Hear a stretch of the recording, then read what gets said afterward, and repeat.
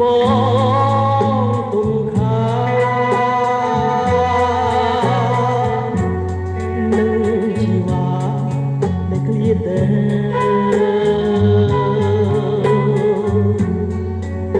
អូនឃ្លាតឆ្ងាយ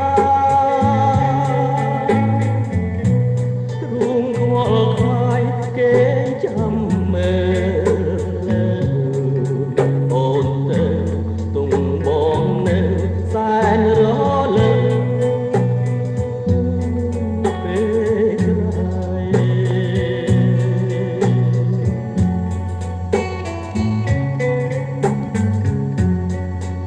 វាត្រីអើ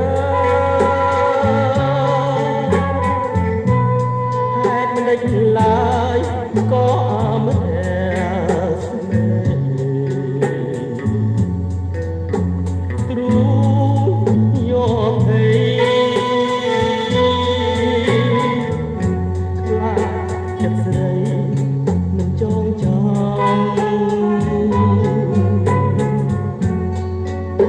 គេឃ្លាតទៅ